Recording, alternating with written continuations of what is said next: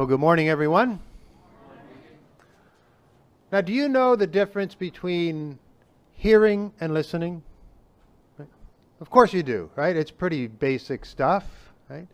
Hearing is passive, listening is active, right?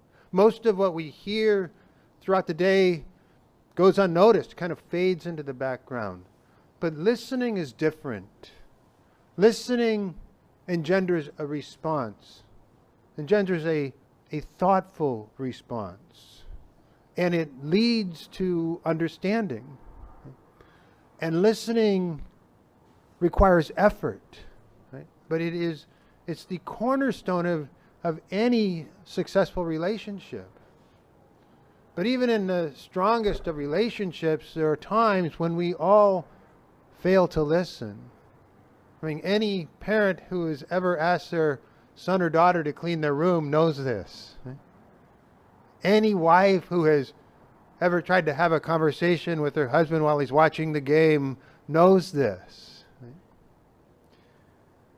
And sometimes we think we're listening and we really aren't.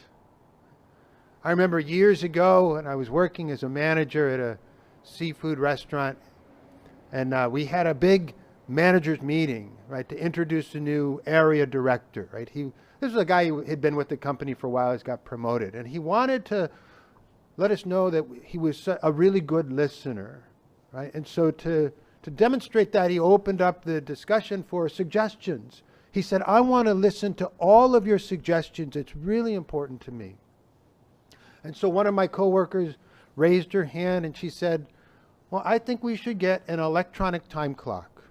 Right? It'd be more efficient. At the time we had like paper time cards and the employees would have to look for a manager to get signed in. So you see, so she thought an electronic time clock would be better. He says, no, we can't do that because it would expose us to cheating. And besides, you just don't like it when people bug you to get signed in. Right? It's like, well, okay. And then another one of my coworkers raised her hand. She said, I think we should add steak and chicken to the menu, or one of those anyway, to give people another option, right? Because a lot of people ask for this. And he said, well, we can't do that. I mean, this is a seafood restaurant. People come here for seafood, not steak or chicken. And besides, the juice from the meat would contaminate the seafood. Well, okay. And after that, nobody else raised their hand with any suggestions, right? Not because there weren't any more suggestions to make, but because he wasn't listening. I mean, he said he was listening. I think he truly thought that he was listening. But he wasn't providing that thoughtful response that comes from listening. He was giving a knee-jerk defense that comes from simply hearing. So listening is the cornerstone of every successful relationship, whether that's a parent-child relationship, a spousal relationship, or a work relationship. And it's true also in our relationship with God. And in the first reading that we just heard from the book of Samuel, this young boy Samuel hears the voice of God. And he's confused, right? And I don't blame him. I would be confused too. And that confusion persists until he gets some advice from his mentor, Eli. And he decides to listen to God. And once Samuel listens to God, everything changes for him, for all of Israel, really, because Samuel goes on to usher in the era of kings in Israel.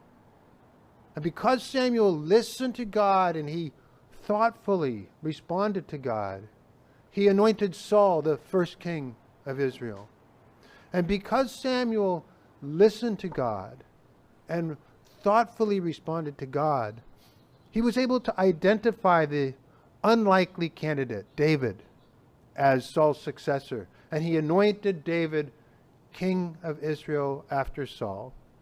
And from the line of David comes Jesus Christ, the Messiah, the eternal King. Now, like Samuel, we hear the voice of God. Maybe not in exactly the same way that Samuel did, but we can hear the voice of God through sacred scripture, through church teachings. But how do we move from hearing God's voice to listening to God's voice, to responding thoughtfully to the voice of God in our lives? Well, it takes effort. It takes effort. Let's use the example of life. We hear the voice of God in defense of human life, of all human life.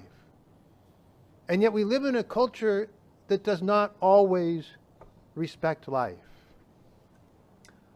Let's say there's an election and we have two candidates, one of whom is an advocate for abortion rights and another is an advocate for capital punishment.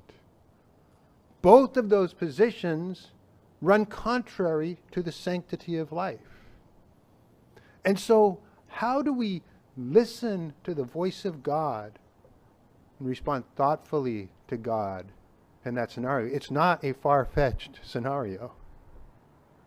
Well, we might write in the name of a third candidate whom we believe will always side with life with every question. Or we could evaluate all of the issues and vote for one of these candidates in spite of their position in opposition to life. But we might not stop there. We might continue to listen to the voice of God and thoughtfully respond by writing a letter to that candidate, respectfully asking them to give prayerful reconsideration to that position and maybe change it to one that affirms and supports life. What about Planned Parenthood? Planned Parenthood is the number one provider of abortions in the United States. And I would guess that most of us here would not give financial support to Planned Parenthood. But what if you learned that the company that makes your favorite snack food, or the company that makes the software you use on your computer, is a financial supporter of Planned Parenthood? Does that mean that you are indirectly supporting Planned Parenthood? That's not a far-fetched scenario either. So how would we listen to the voice of God and thoughtfully respond in that scenario? Well, we could decide, I am not going to do business with any company that supports Planned Parenthood at all. We may find that's a hard thing to do, because if you look at the list, it's a long list with many, many familiar names, household names. I would guess that probably everybody here has done business with some company that supports Planned Parenthood at some point in the last year.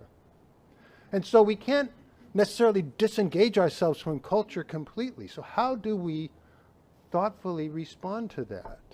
Maybe we make an offsetting donation or volunteer our time with an organization that is in support of life.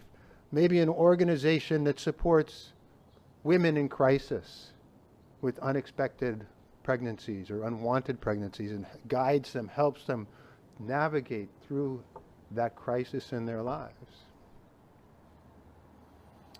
It takes effort to listen to the voice of God. But we're all here this morning because we have listened to the voice of God. We listened to God when he said, keep holy the Sabbath. We listened when Jesus said, do this in memory of me. But what about in between Sundays, the rest of the week? For your homework this week, I invite you to spend some time intentionally moving from hearing the voice of God to listening to God, to responding thoughtfully to God. Think of a favorite Bible verse or church teaching and reflect on it with a listening heart. This week, how will you respond thoughtfully to the voice of God in your life?